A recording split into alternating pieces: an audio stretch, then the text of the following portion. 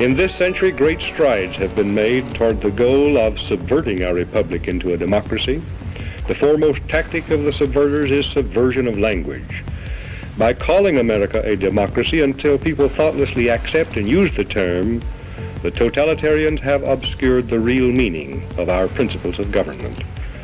That is a summary of my report on a constitutional republic, not a democracy. Welcome back to Notify America. We have multiple pressing stories to get to, stories that include an update on the New Hampshire primary election and why Nikki Haley hasn't dropped out of the race yet, even though she clearly has no path to victory. Well, there's a reason, and it's not a good one. Also, the trucker convoy in Canada last year or 2 years ago, the awful government overreach that we all saw take place, ruthlessly stomping out those protests. Well, a federal court just weighed in, and it's not good news for Justin Trudeau. We also have an update on the WHO's pandemic preparedness treaty.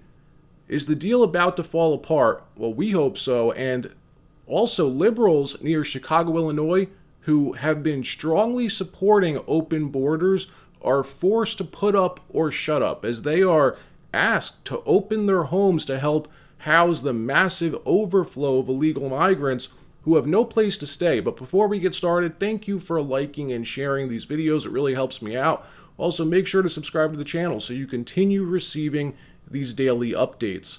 Donald Trump won the great state of New Hampshire last night with 91% of the vote counted. As of right now, Trump leads Haley 54 to 43%. Sounds a little bit tight, right?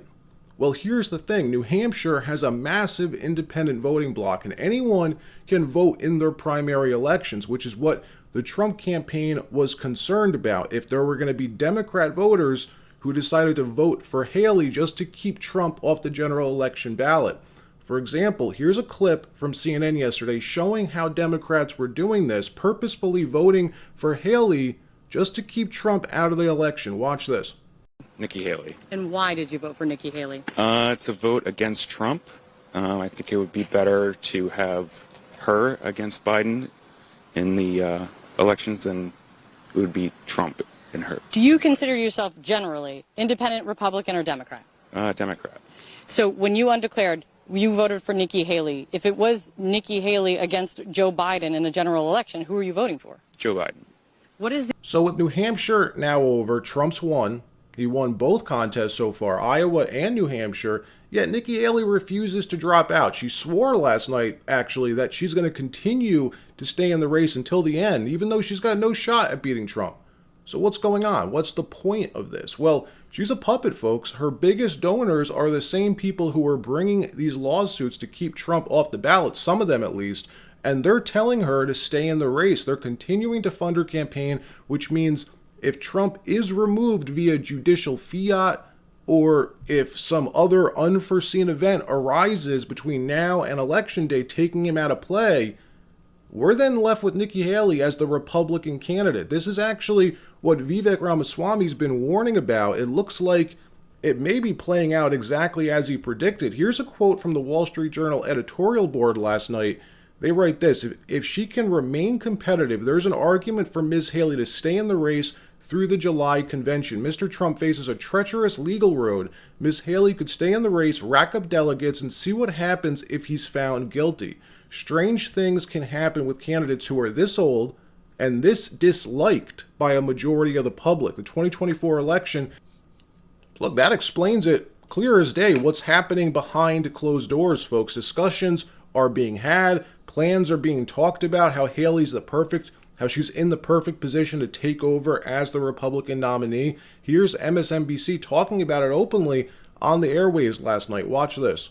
Stuff in Texas. Now, I'm not saying she could actually get it. Yeah. But if you're the donor class that wants Trump gone, you tell her, thug it out for a few months. I'm going to put some more money in your bank account, because if he gets convicted, you do want to have a candidate with enough delegates to go in that can be on the floor and have a floor fight with Donald Trump. In another story, a federal court in Canada ruled that Justin Trudeau's government acted illegally in responding to the 2022 Freedom Convoy.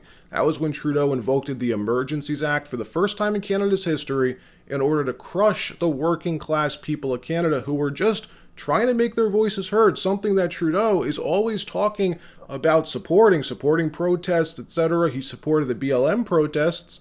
Even during the pandemic, when parts of Canada were on lockdown, he came out in support of BLM protesters. But when it came to the truckers, real working class people who were fed up with his policies, he brought the hammer down, freezing protesters' bank accounts, even commandeering tow trucks from tow truck companies, going in there and taking them if they weren't following his orders to tow these semis away.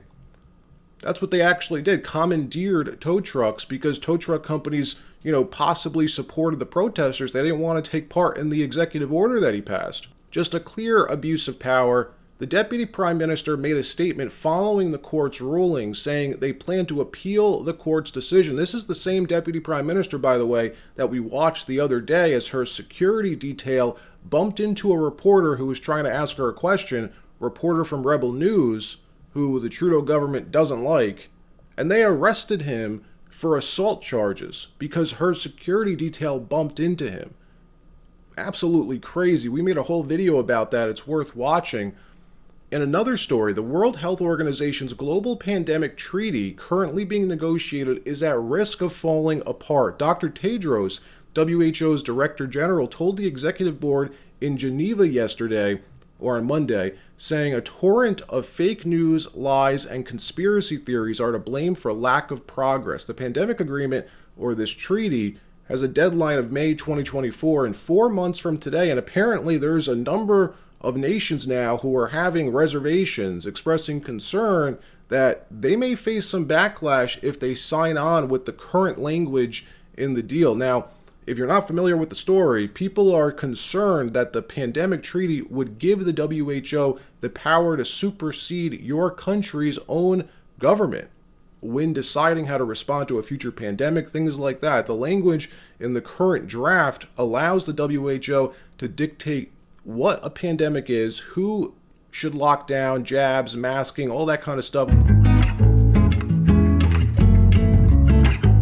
Well, it looks like some of the warnings are getting through to the ruling classes. They're now at their heels a little bit. Look what Dr. Tedros told the WHO's executive board in Geneva on Monday. The Guardian writes this: global pandemic agreement at risk of falling apart. WHO warns the accord aimed at preventing another health catastrophe is losing momentum due to lies and conspiracy theories. The plan was to seal the agreement at the 2024 World Health Assembly, WHO's decision-making body, which convenes on May 27th. However, Tedros, the WHO's Director General, said the momentum had been slowed down by entrenched positions and a torrent of fake news, lies, and conspiracy theories. If you didn't like the way your government responded during the coup a few years ago, you probably wouldn't want the WHO to be given even more power than they already have, as it's their recommendations that most of our governors and such use to decide lockdowns and masking requirements, all that kind of stuff. So if you don't think this is a good idea, you should talk to your politicians. Call your congressman, let them know if you think it is or you think it isn't a good idea. It's only 4 months left before Joe Biden decides, if and his administration decides if we should take part in this or not. In another story, the migrant crisis in this country rages on and is impacting large population centers the hardest. We've seen the mayors of some of the largest cities in the country beg the White House to help solve the issue. And if they're not going to help solve it, i.e. stem the flow of illegal immigration, then they need more resources, they've said, because they're beyond capacity. Cities like New York, Chicago, Denver, Los Angeles, all dealing with these massive inflows of people. Mayors in those cities have been screaming for help. Well, in an affluent suburb of Chicago, a neighborhood of rich liberals who have been publicly voicing their support of open borders, Councilman Josh McBroom decides to call them out and asks them to put their money where their mouth is. Watch this clip. I do know that there's a lot of people that do care, and I think we live in a compassionate community. So, before we go down the road of, doing what, following suit on some of these other cities are taking action on, my idea would be let's find out. Let's find out who's willing to help. So, we do hear from constituents on both sides of this. What are we going to do to preemptively stop this? And then we hear from people that tell us we should do more. So, we do have a very affluent community, a lot of big homes. And what I'd like to do is direct staff to create a sign-up sheet. So, for individuals that would be willing to house migrant families. And if there's people that would do that, God bless them. So if we could raise awareness in that way, I think we need to find out. I think we need to find out who would be willing to house migrant families. And so that would be my new business. I'd be looking for support from the dais. Any questions, discussion, happy to have that. All right, that wraps up this episode. Like, subscribe, and we'll see you next time.